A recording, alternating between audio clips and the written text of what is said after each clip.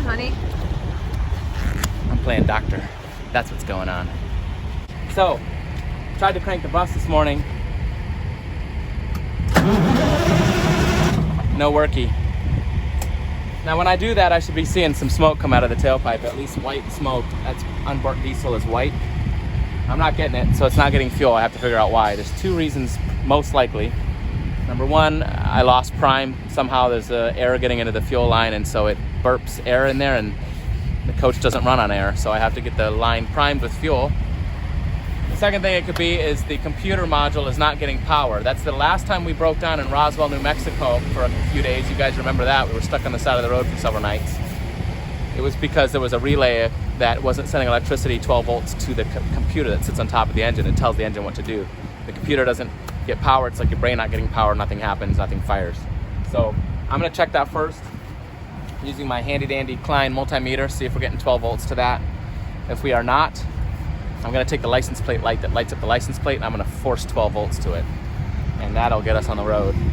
If we are getting 12 volts, then I need to check and see if there's air in the fuel line, and I can do that by undoing the fuel filters and seeing if they're drawn down or empty of fuel. Well, you know, everybody's wondering, the number one question is, are you sure you just didn't run out of fuel? I'm sure of that. We have almost half a tank still.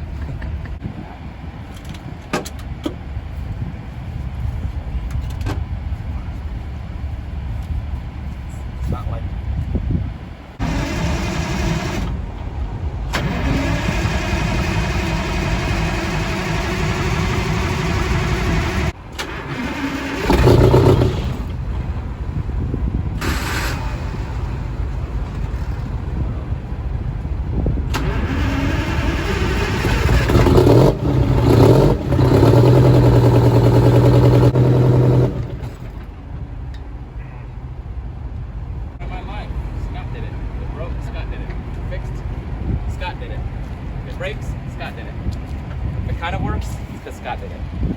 even if Scott didn't do it, Scott did it.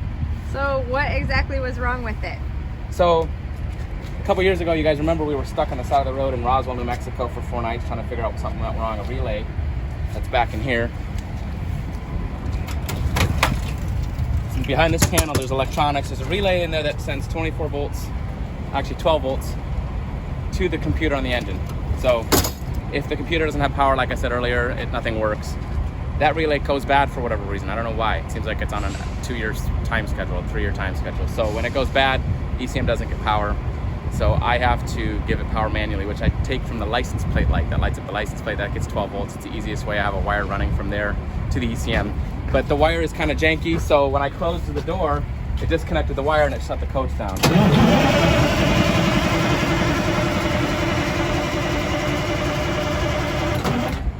So I'm sitting here wondering why this thing runs for a few seconds and then shuts down. And what I'm noticing is as I'm hitting the throttle, this is the throttle position sensor needle right here.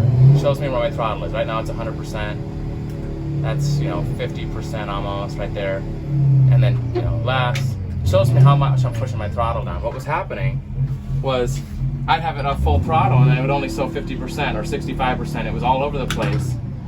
And the sensor that talks to the engine computer to know the throttle position, it's called a TPS, throttle position sensor.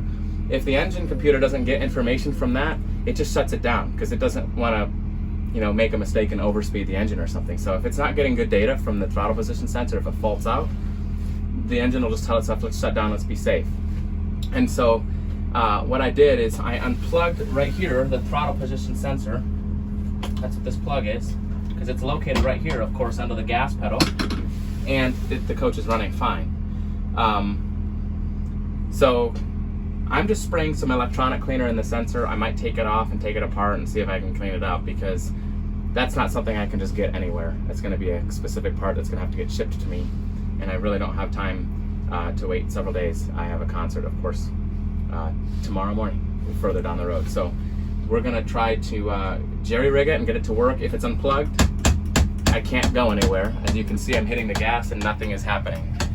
So if I plug it back in and I leave it in, it eventually shuts down the coach, but I have throttle again.